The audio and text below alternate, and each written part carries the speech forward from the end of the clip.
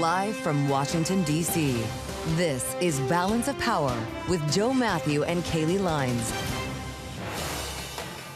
The Fed has work to do. Welcome to the Friday edition as Fed Chair Kevin Warsh says as much at Jackson Hole, reaffirming that inflation is not slowing and pledging to return us to that 2% goal. I'm Joe Mathieu alongside Tyler Kendall, live in Washington. Thanks for being with us, Tyler. This appears to be what the bond market was looking to hear, even if the president did not. Right, and the Fed chair did stop short of signaling whether or not he would support an interest rate hike come September. He said he's committed to a discipline, not to a decision. But I'm looking at the futures market right now, pricing in about a 60% chance of a 25 basis point hike during the next FOMC. It does raise the question why there was no hike at the last meeting if he is, in fact, pledging to get us through the last mile. But we'll spend some time talking about this over the course of the next hour, including an important conversation at Jackson Hole. We're going to head out there to check in with Lisa Abramowitz, who's sitting down today with the governor of the Austrian National Bank, just part of our coverage here today on Bloomberg. And one of the headwinds, of course, that the Fed is facing comes when, in terms of the conflict in Iran. Today, we got some relatively positive indications, Joe, that maybe diplomacy is still on the table. And we'll have a conversation later this hour with one candidate who is running on her foreign policy background. Yeah, they're keeping the door open, at least. It's just a question of who you want to believe. Sometimes the rhetoric can be a little bit slippery around here. But oil prices are holding in the negative today, slightly lower on hopes for a breakthrough. We've got some Venezuela headlines as well. And of course, Charlie's looking at all this for us in New York. Tracking all of it for us, so let's check in with him right now. Charlie Pellet for a look at the markets from World Headquarters. Hey, Charlie. Well, hello there, Tyler Kendall. Thank you, Joe Mathieu. And right now, we have got the equity market lower. Let's begin with crude oil, though. You guys touched on it. West Texas Intermediate crude spending much of the day lower right now. Just moving higher, barely, but importantly in the green. 83.54 a barrel on WTI, flat on the day. Brent crude, meanwhile, down 0.3%, 89.40. Big question, going to close the week above or below just about $90 a barrel. Dow, S&P, NASDAQ, all in the red now, with the S&P down 23 to 77.07, drop there of 0.3%. Dow Industrials down 42, decline there of 0.1%. Been a very choppy day for these indexes and averages. NASDAQ down 153 now, down 0.6%. The NASDAQ 100 index down 0.8%. Certainly weighing on that index. Marvell Technology after earnings, it is down now by 10%. Your 2-year currently yielding 4.33%. Short-dated notes lower after Fed Chair Kevin Warsh vowed to bring inflation to the 2% target, boosting bets on an interest rate hike this year. 10-year, 4.72%. The 30-year, 5.20%. Gold, meanwhile, down 2.6%. 44.76 the ounce. Again, West Texas Intermediate crude just about flat on the day at 83.51 a barrel. Keeping an eye on oil super majors, Chevron and other U.S. companies are said to be close to finalizing deals to invest billions of dollars to help rebuild Venezuela's oil fields. Shares of ConocoPhillips, they are up 0.8%. Chevron up by 1.1%. ExxonMobil, little change to lower by 0.1%. For on-demand news 24 hours a day, subscribe to Bloomberg News Now wherever you get your podcasts. I'm Charlie Pellet, Joe Mathieu, and Tyler Kendall. That is a Bloomberg Business Flash. All right, Charlie, thank you so much. Charlie Pellet will be watching the markets for us throughout the hour and back in about 20 minutes with another look at the Friday trade. Now that we've had a chance to digest the message from Kevin Warsh, at this time yesterday, people were asking questions about whether he would even make news. I was one of them, and we have an answer with the headline on the terminal. Warsh says inflation is not slowing. Vows to reach 2% target. Pretty straightforward view today. And what was a longer speech, Tyler Kendall, that many expected, saying that the central bank has work to do. A 2 handle is not good enough. The 2% goal, he said, must be reached. Right. That was the money line. Work to do. He went on to outline those key indicators that the Fed is watching. He reiterated that 2% PCE goal is, quote, firm and a fixed target. Fed Chair Kevin Warsh's 100th day as the Federal Reserve Chairman, but his first major policy speech this year at Jackson Hole. And you mentioned this earlier. Interesting to see how the White House may soon weigh in on what we heard from him. Well, today. I guess we'll find out. This is not really the conversation, obviously, that the president wanted to be having today, with hopes for lower interest rates, a case he was making just as recently as last week to suggest that a stronger economy should encourage lower rates. But of course, It kind of works the opposite in this case, and with price pressures that we cannot deny, it's something that the Fed may well need to handle. It's also why Bloomberg has mobilized this week at Jackson Hole, not only to bring you the speech, but the conversations and the analysis around it. We're going to go back out there right now with our colleague Lisa Abramowitz from Bloomberg Surveillance, who brings us a conversation with the governor of the Austrian National Bank. Lisa, it's great to see you. Go ahead. It is great to see you, Joe. Thank you so much. It does appear like the sun is coming out, breaking through the clouds as we get some clarity from Fed Chair Kevin Warsh. I am sitting here with someone who traveled a long, long way to come to the Grand Tetons, Martin Kocher. He is the governor of the Austrian Central Bank. Thank you so much for being with us, Governor Kocher. What was your takeaway from Kevin Warsh's speech? Do you think that the Fed chair set the right tone at a pretty inflationary moment for the global economy? First of all, thanks for having me. It was very interesting to hear his assessment of the state of the economy in America. It was interesting to hear what he thinks drives growth and what kind of uncertainties and what kind of challenges are out there. And he was very clear about the target, the 2% inflation target of the Federal Reserve and the commitment of the FOMC to deliver. So I think it was a clarifying speech and interesting to listen to. Just to give some perspective, central bankers from all over the world come here, like yourself, to hear what the Fed has to say, but also to talk with their colleagues. How important is it to European central bankers to hear what the Fed has to say or what the Fed has to do? In other words, how much is the Fed still central bank of the world, as it used to be called? It is, of course, a very important central bank. The dollar is the reserve currency in the world. It's a very important currency in transactions. So it's very important to listen to, but it's also very important to speak to each other, to work together, to communicate, to find a common assessment of the challenges we have. And we have several of these occasions. One is here, one is in Europe, in Sintra, close to Lisbon in July. So I think it's important to keep the dialogue open and to discuss the assessments that we have on the developments in the economy and, of course, the dangers we are facing. So there are a lot of similarities, there are a lot of differences between the U.S. and Europe, but there are some similarities in that growth has been stabilizing. It just came in above expectations in the Euro region, while inflation is above target and has been for a long time. It is slightly different in Europe. There is a stronger input from higher oil and gas prices. You've talked about maybe September being appropriate for a rate hike. Does it seem like there is increasing kind of momentum behind not just one, but a series of tightening policies to try to get inflation under control? The important aspect now is whether the inflationary pressure we see is more long-lived. And we don't know yet very well, but we will have our projections for our next meeting very soon. And we see that oil prices are on a higher level for an extended period. We see natural gas prices in Europe going up and the forward prices going up. So there is, of course, a certain threat to price stability. On the other hand, the ECB is fully committed to its 2% target. Our current inflation rate is around 3%. We'll see the new readings for August very soon. So there is alertness, there is no complacency, but the situation is different than in 2022, where inflation rates were around 10%, so a very different situation. The market's pricing in almost fully an ECB rate hike in September.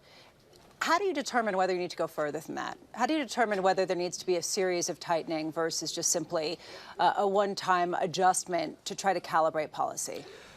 The projections that we're going to get for our next meeting in 2 weeks will be clarifying in that respect. At the moment, we expect 2.3% inflation in the euro area next year in 2027. You know, the 2% target is a medium-term target, so this is the important figure that we have to look at. And, of course, the risks associated with the inflation projections. It's good to know, and you mentioned that the economy is stronger, more resilient than actually was expected. But clearly, we deliver on our target, and we will do everything necessary to bring inflation down to 2% in the medium term. What would you have to see to go further? I mean, what are you looking at to determine whether it really does require greater tightening? So what we're looking at the moment is, of course, the developments on the fossil energy markets, but we also look at indirect and especially second-round effects. So wage bargaining in autumn will be important in determining where there might be longer-term effects of this inflationary pressure that we're seeing at the moment on the markets. There's other, of course, second-round effects in manufacturing, in food prices that might appear. There is no clear evidence yet, but this will become much clearer during autumn, and that will determine the rate path in the future in 2027. It's incredibly appropriate that this August gathering is occurring right before the G20 meeting, where finance ministers and central bankers get together. And the reason why it's so salient is because of the fiscal overhang in developed markets right now. That a lot of governments are dealing with deficits that have deepened significantly in the Euro region. France is a serious concern right now. In the U.S., the $40 trillion debt pile, not exactly comforting. How difficult is it for central bankers to set policy purely looking at goals when there is this fiscal overhang that kind of creates this instability, just sort of not necessarily taking into account inflation the same kind of way? There's clear responsibilities. The central banks are responsible for monetary policy and inflation. The governments are responsible for their budgets. But it's clear that there are interlinkages. And we have been saying that repeatedly, and the IMF has been saying that it's important to keep public finances on a sustainable path. Otherwise, there might be spillovers in other areas. And it's in the interest of all the countries. And I think the long period of very low interest rates in many countries led to a different assessment, but we have to be careful now. It is important to consolidate budgets. That's true for many European countries, but that's true also for countries outside of Europe. But how does it complicate monetary policy? It is, of course, there is long-term effects that matter for monetary policy. In the short run, we need to coordinate what we're doing in terms of the effects on the economic activity. That works very well. It's a long-term perspective, and it's a long-term aspects that are interlinked with financial markets, for instance, that are important. And there is, of course, important decisions to be made. And I'm sure that the G20 are talking about the imbalances that we are facing. It's not only fiscal policy and budgets. It's also, of course, other imbalances in trade that we have been talking a lot about, and we need some solutions to. You were talking about how it's important for global central bankers to come together and to have a conversation. And a big part of that conversation is artificial intelligence and how that's transforming the landscape in ways that are somewhat unpredictable and difficult to discern. Do you get the sense that there is agreement that it is more inflationary than disinflationary? Where is that debate kind of coming down during your discussions here? So my personal take on it is we don't know, and there might be different points in time where it has different effects. Perhaps at the beginning, it might be more inflationary because you need resources to build data centers and so on, and that could increase inflation, at least slightly. In the long run, of course, it increases productivity. It allows for higher growth levels. It might be disinflationary, but it's really too early to say. We have lots of academics around us during the meeting, and there's different opinions. I think this conversation continues for sure. The other difficult aspect is that a big driver of inflation has been these supply shocks, consecutive supply shock after supply shock. It's come to the point where you can't look through them, and that's kind of what people are saying. How much are you reframing your view of supply shocks, and how much do you think that the ECB has to reshape its view? Or do you think that ultimately, if inflation is too high, it's too high? It doesn't matter what's driving it. You need to raise rates and lower it, period, the end. So first of all, I think there's one aspect that you mentioned. We have more supply shocks than before. That's something to take into account. The second aspect is more psychological. If you have these supply shocks repeatedly, then the price level becomes more important for consumers, not the inflation rate, the price level. So it's even more important to be credible as institutions, to anchor inflation expectations and to make sure that there's clear commitments to the targets. And if you have repetitive supply shocks that we've been seeing recently, this is even more important now. So central bank independence, central bank credibility becomes more important than in times where you have fewer supply shocks and fewer of these instances. How solid do you think that the European economy really is? Or how much do you think that you're seeing a blip upward, but there still is this instability or at least fragility under the surface tied to all these supply shocks, tied to the vulnerability with higher oil prices, tied to some of the questions around China and the price shocks coming in and some of the trade aspects coming there? I think the European economy is more resilient than many people think. It is showing some momentum now, more momentum. It has been showing that already at the end of last year and beginning of this year, but there was the interruption of the Iran war. We don't know what's going to happen. There's lots of uncertainty. There is structural challenges for Europe, but overall, I think the European economy is better than many people think. Do you think that the currency is in a good place to try to not affect necessarily inflation one way or another? How closely do you watch the euro as sort of a gauge of that? You know, it's not a policy variable for the ECB. Of course, it's one of the variables we're looking at, but there is no development at the moment that I would highlight or flag. But again, as I said, it's not a variable that we are using as a policy variable. Do you envy the fact that the Federal Reserve just has to deal with one country versus the myriad countries that make up the European Central Bank with very different views on their local outlooks as well as what they would like interest rates to be? The fragmentation in Europe is sometimes, of course, a bit of a challenge, but it's not so much for monetary policy. The developments are much more homogeneous now, and within the US, there's also differences in terms of economic activity and economic developments. So it's a bit different. There's more homogeneity, but it's just a different scale. We are all dealing with, of course, regional disparities within our currency areas. Is this the most difficult conference for you to get to of all of the confabs? It is one of the most difficult ones. That's true. Well, thank you but it's so one much. of the nicest ones. Exactly, especially when the clouds clear. Thank you so much. Thanks a lot. Martin Kocher, the governor of the Austrian National Bank, joining us here in Jackson Hole. I will send it back to you over there, Joe and Tyler.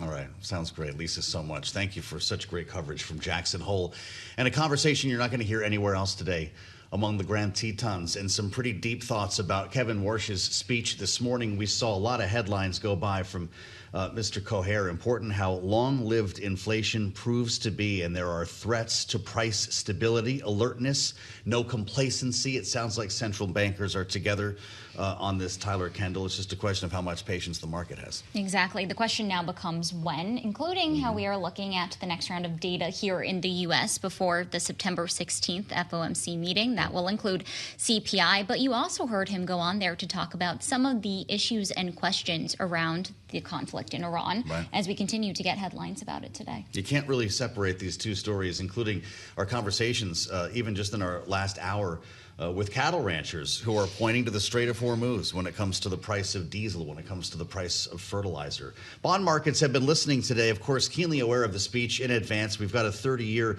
at just hovering above 5.2%, 520, a 2-year at 434, up 11 ticks right now. The 10-year note is at 472, with a lot of folks wondering when we might see 5%. This, of course, has an impact on stocks, and we'll hear more coming up with Charlie Pellet, but you've got an S&P 500 decidedly negative now. We were higher last time we spoke, now down 22 points. The NASDAQ's down 135 points, about 0.5%. The Dow's down 47. Oil prices are heading lower, despite really no breakthroughs in the Strait. Tyler, you were talking earlier, though, about Iran cracking the door open for the potential for more talks, and that does seem to be encouraging some decisions here. Well, we did hear from Iran's foreign minister saying that diplomacy isn't off the table. Yeah. Joe, he seemed to reference what he called creative discussions with Qatar, who remains to be one of those mediators that has been working between the two sides to try to get something done, at least behind closed doors. But if we can keep with the theme, the U.S. so far has been pretty hawkish in its comments about where this is going to be headed. Although it's interesting, the president's been talking more about Canada the last couple of days than Iran, which is maybe giving the market a chance to cool for just a moment. We're going to assemble our political panel for a great conversation coming up here about geopolitics. Stay with us on Balance of Power alongside Tyler Kendall. I'm Joe Mathieu. This is Bloomberg.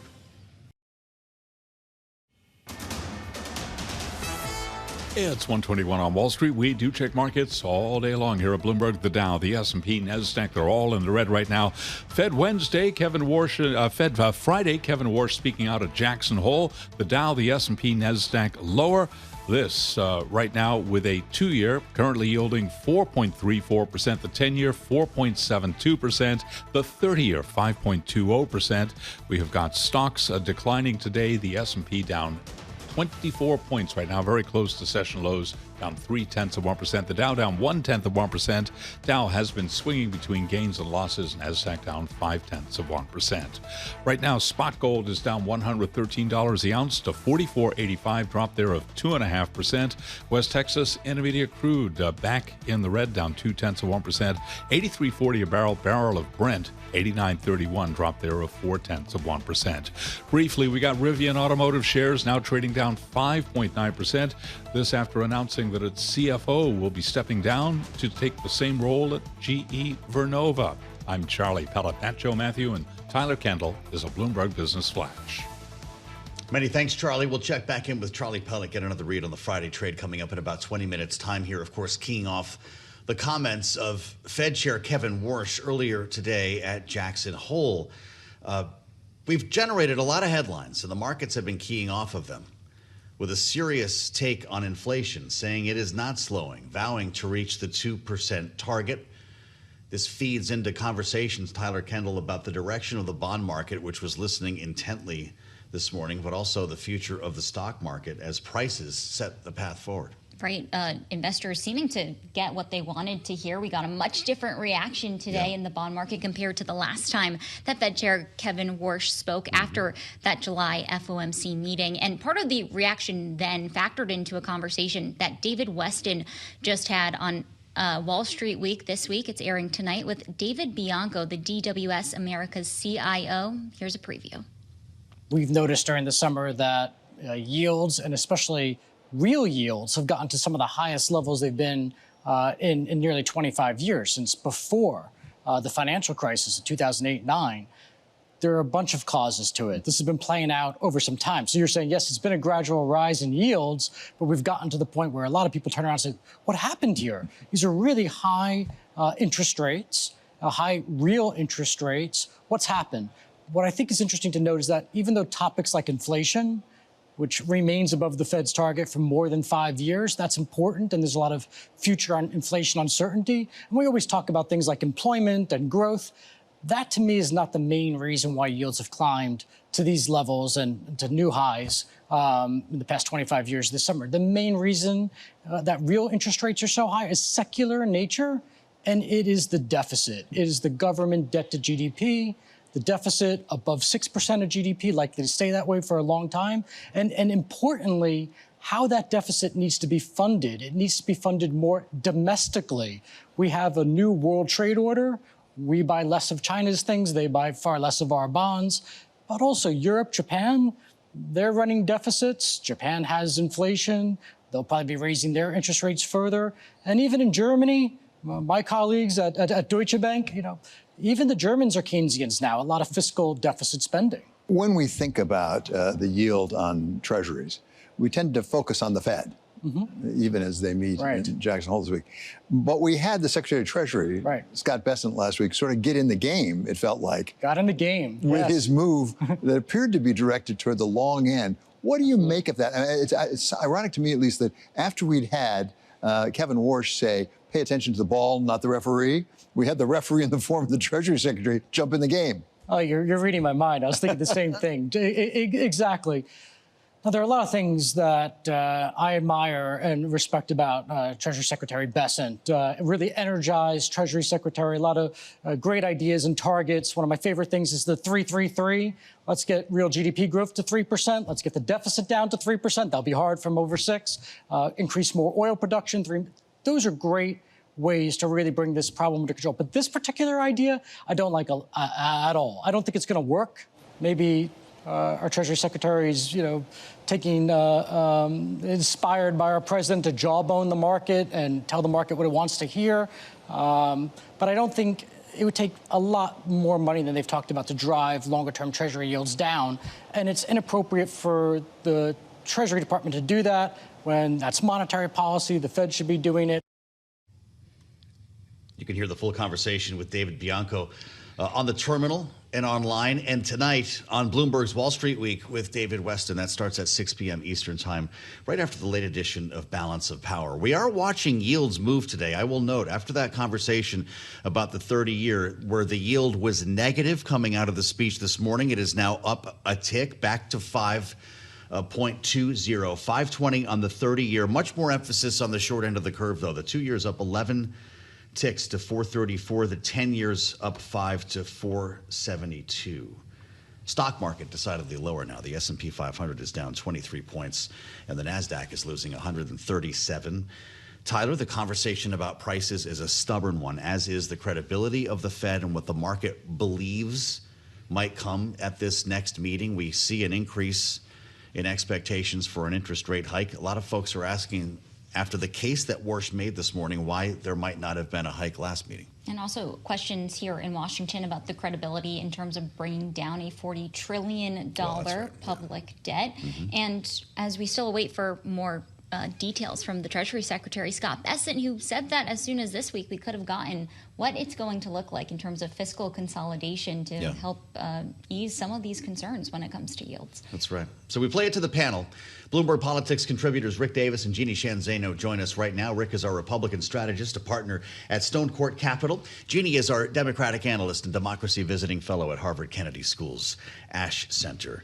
What's your thought here, Rick Davis, when it comes to the job Kevin Warsh has of convincing the market that he is serious with somehow not crossing his boss?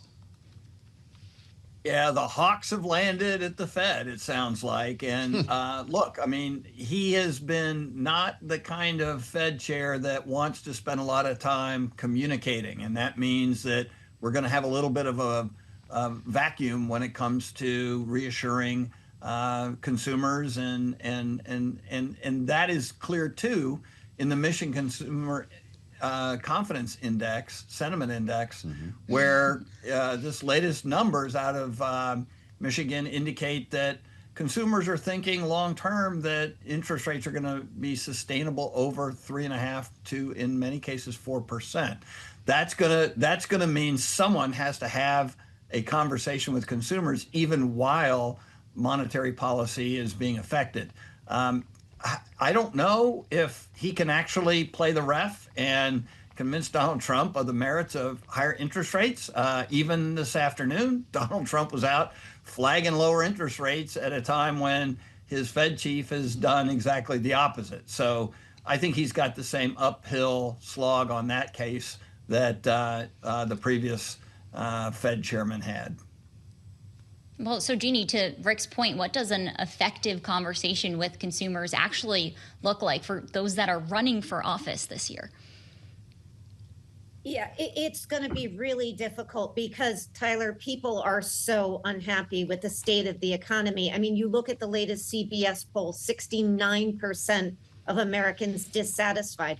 For the first time in years, at least as long as I can almost remember, now more Americans are saying that they trust Democrats to manage the economy than they trust Republicans. And of course, you look at Donald Trump's own economic approval ratings, and those have plummeted. So the kind of conversations that, you know, with like 60 days left till the midterm and even less than that when voting begins, it's going to be an uphill battle for Republicans to try to reclaim this position.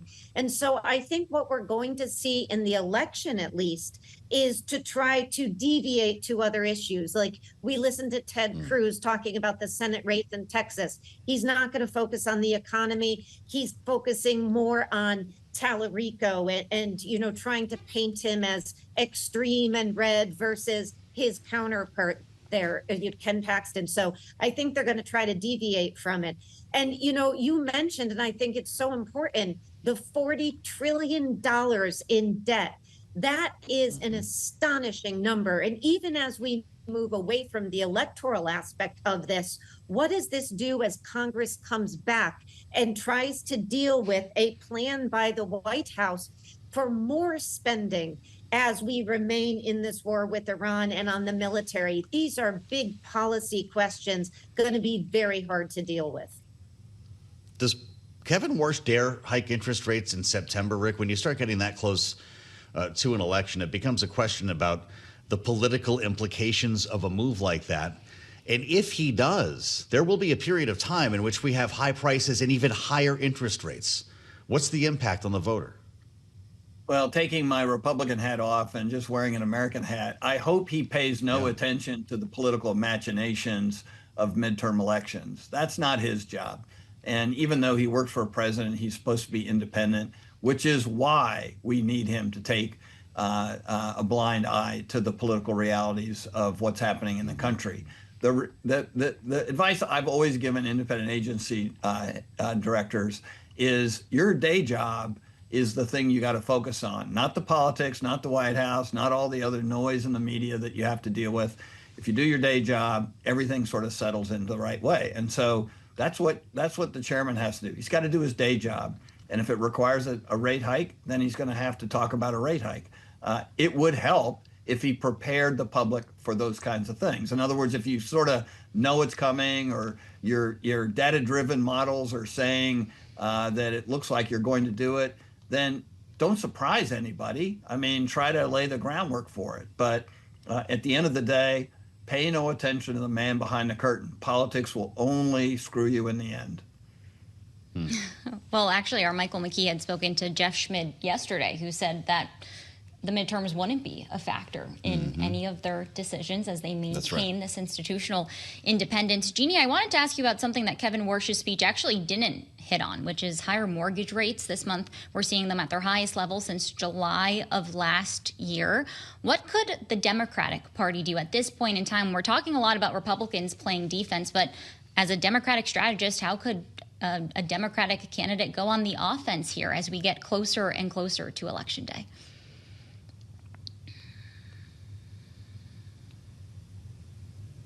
You know, the housing issue is one that is so stunning because, of course, this was the bill that the president held up after a bipartisan passage. It doesn't address, obviously, interest rates directly, but it does address the cost of housing, which remains a critical challenge for Americans across the country. And even the other week, he was speaking ill about that particular bill. And it's something that Republicans would certainly want to run on. But for Democrats, I think what they need to do is highlight the fact that a lot of the economic pain we are feeling, in fact, most of it, which has led to these higher mortgage rates, and they are high, I can personally attest to, is the fact that this president has gotten into a tariff war with all of our allies and across the world, and he has gotten us into a war in Iran. All of that has helped spike these costs, and they have to be controlled. All right, our political panel today, both Bloomberg Politics contributors, Rick Davis and Jeanne Zaino. Thank you both so much. Stick with us. We're going to head back to Jackson Hole for another update from Mike McKee. This is Bloomberg.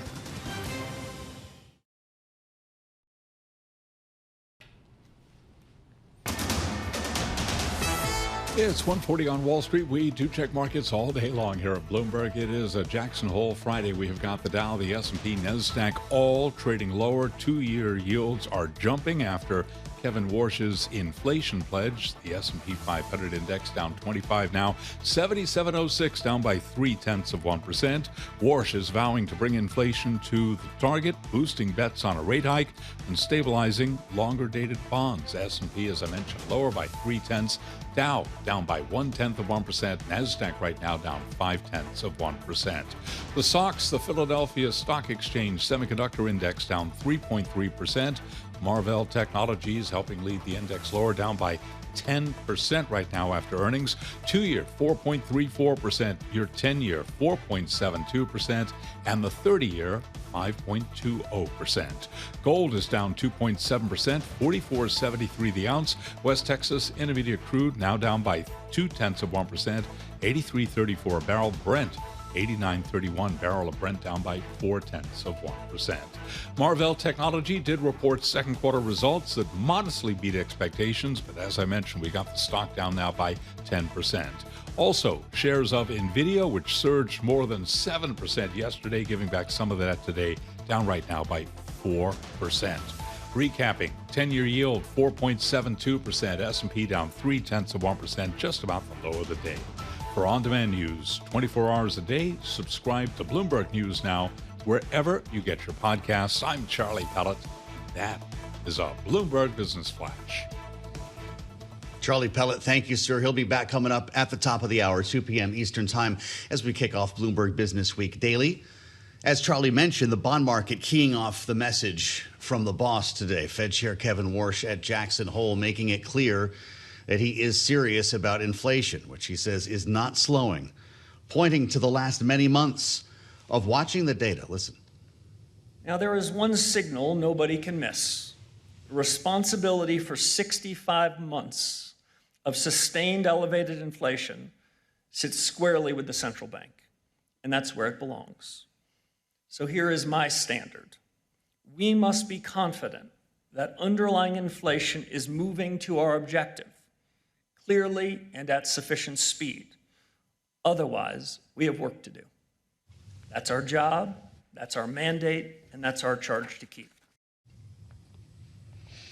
The Fed Chair Kevin Warsh on his 100th day as the head of the central bank, speaking from Jackson Hole earlier, which is where we now find our Bloomberg's Michael McKee, Bloomberg's international economics and policy correspondent. So, Mike, we've been talking all day about what the Fed Chair said in terms of there maybe needing to be work that has to get done in order for inflation to fall. But what happens here next? Because now the question seems to be when. What are those data points that you're going to be watching ahead of that next FOMC meeting?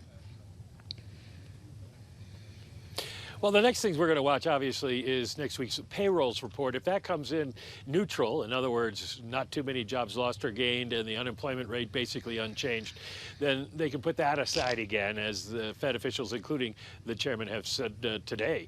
The labor market is stable at this point. So they're worried about inflation, and we get on the 12th of September the CPI report, followed by the PPI report, and then those two numbers can be used to come up with the PCE index of inflation, which we won't get till the end of September, but they'll have a pretty good idea of what it is, so they will know whether inflation is going down, as they hope, or whether it is making no progress. And if it's making no progress after CPI and PPI, you can bet that the markets are going to be pricing in a Fed rate hike. Not because the chairman said it's definitely going to happen, but because he's told them enough now that they can infer that that's probably the path that the Fed will take.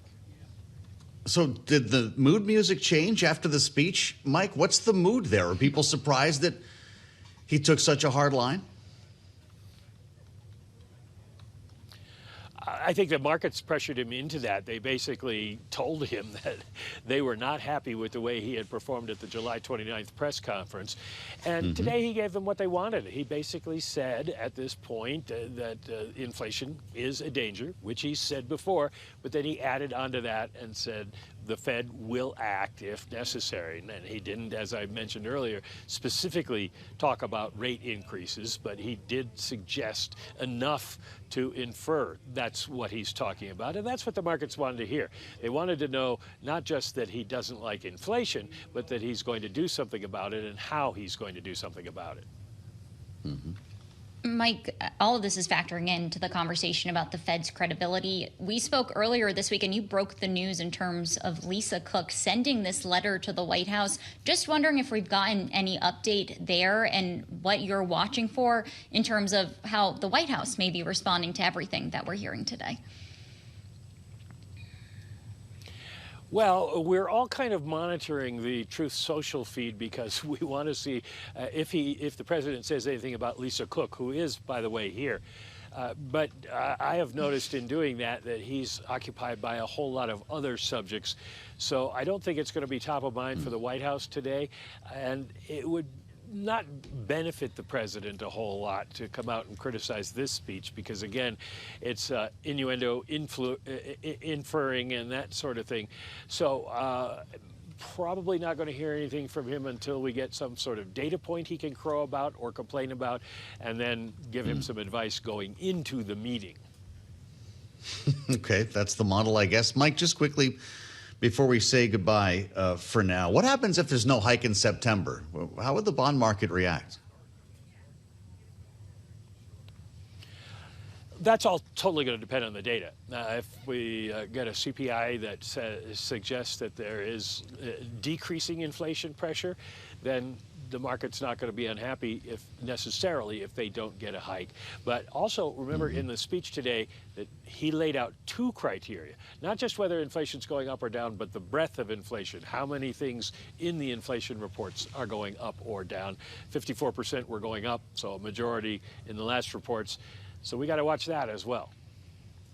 Great to have you with us, as always. Michael McKee with the vest that should have its own social media account. We keep hearing about it, Mike. You look great out there. With us live from Jackson Hole on this Fed Chair Warsh speech day. We finally survived it, and keeping our eyes on the markets, as Charlie mentioned a little while ago. We are seeing an uptick here in bond yields with emphasis on the short end. The 2-year up 12 ticks now to 434. The 10-year up 5 to 472, and the 30 sitting at 520, up just 1 tick today. With a lower stock market, the S&P 500 is down 18 points.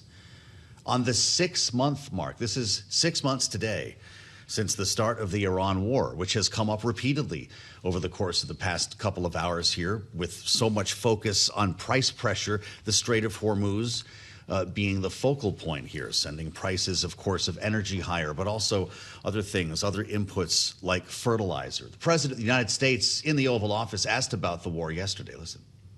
Iran is right now, they're in deep trouble. They have very little capacity. It doesn't mean we're finished with the military, but the Strait of Hormuz is open. We have control and we have the blockade. We're taking a lot of boats. Millions and millions of barrels of oil are coming out of the Strait every day. There has been a question about the extent to which oil flows are resuming, depending on who you ask, to about a halfway point or 2/3 of where we were before the war effort. We frequently bring on military experts here, retired generals, to tell us about what's happening. And in this case, we speak with retired Army Brigadier General Leela Gray, who is also in the center of the political storm as a Democratic candidate for Florida's 13th congressional district.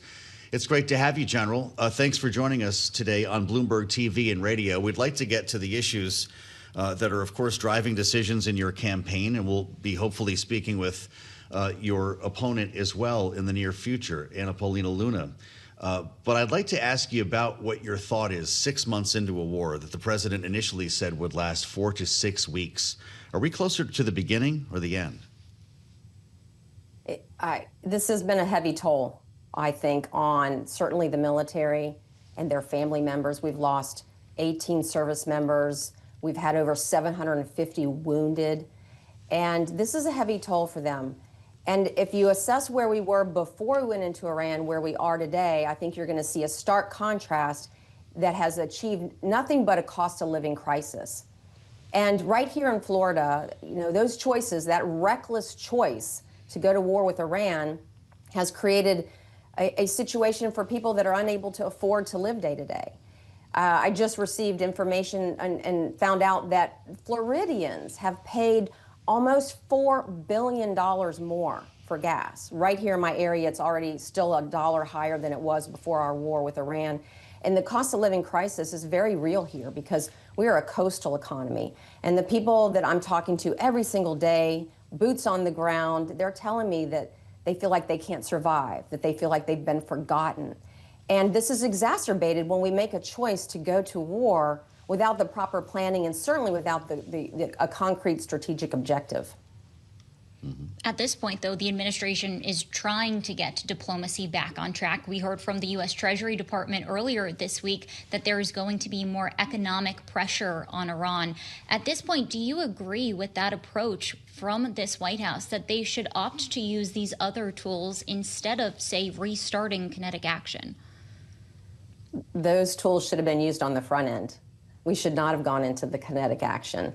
And the members that have been killed in action, I just want to let you know that I've been on the ground in many of those places, and where those service members were killed in Port Shuaibah in Kuwait, I had been in that building. And the fact that that building wasn't hardened enough, or that they were removed before the attacks came in, I believe that's a dereliction of duty. Diplomacy should always come before, using our military. That is our first weapon of choice, is diplomacy. And then along those lines are some of the economic sanctions and economic tools that we should be using. And that should have been used all along. I know that you've been deployed repeatedly throughout what was a 27-year Army career, General. You also spent some time in a very different capacity, which I'd like to ask you about here, having dealt with the cyber threat that's facing this country, and something that we hear about quite a bit more recently because of this. You were an advisor to the U.S. Army Cyber Command after you left active duty, and there is a great concern that Iran's offensive capability could interfere with municipal water sources and any number of things that we take for granted. Do you worry about this escalating beyond the battlefield into an asymmetric space like cyber? We absolutely should take that very seriously. That's always on the table for our adversaries. And it's not just Iran, it's Russia and China and North Korea. We got to be very clear-eyed about that. That cybersecurity is always capable of defending against it? I think we are. We have some of the most amazing capabilities out there. But there are new ways that are being created, particularly with artificial intelligence. So we have to keep our guard up at all times and keep advancing our own capability to not just defend ourselves, but to detect those threats as well. Well, part of this is that the Pentagon is asking for more resources to help bulk up capabilities. When it comes to the conflict in Iran, the administration is asking for about $67 billion in supplemental funding. If you were elected to Congress, would you vote for that? I would take a hard look at the defense budget. We need to be modernizing in ways that are for future wars. And we've seen the future of warfare right now. Drones, cyber, and we need to be investing heavily in that. Those particular lines of ability to attack or defend ourselves. And so I think that one of the areas that we need to make sure that we're doing is we're not overspending in legacy systems, that we need to make sure that our alignment of our dollars, because it's Congress's job. It's Congress's job to raise an army. It's Congress's job to tax and to spend, that we should have very strict oversight over every dollar that's expended, that's planned to be expended, and then doing follow-up with that. And that's actually not going on in my mind. When we give non-compete contracts to companies, or that we're not, tracking every dollar that's being spent out there, that's some due diligence that we need to make sure that we're adhering to every single day. And when you don't, it invites corruption. And we're seeing quite a bit of that going on every single day in the administration. And my counterpart, the Congresswoman Luna, is part of that problem. She's invested in a donor's company, in one of her own donors' company. And in the military, we have some of the highest ethical standards out there. And I want to see those same high ethical standards applied to members of Congress, the Supreme Court, the administration, cabinet members across the board, because we owe that to the American people. And in part of our job of oversight of spending their tax dollars is making sure that we are adhering to the highest ethical standards. Well, we'd like to stay in touch with you, as well as your opponent, Anna Paulina Luna, who we have invited, the Congresswoman, to talk to us here on Balance of Power. Leela Gray, General, thank you for joining us today on Bloomberg, and we look forward to the next round with our eyes on the price of gas in the state of Florida, Tyler, $3.94. Which brings us back to the Strait, right where we started this hour. Though there may be some movement, Iran saying diplomacy is not totally off the table. We'll have more of that in the late edition of Balance Power at 5 p.m. Eastern. Stick with us. This is Bloomberg.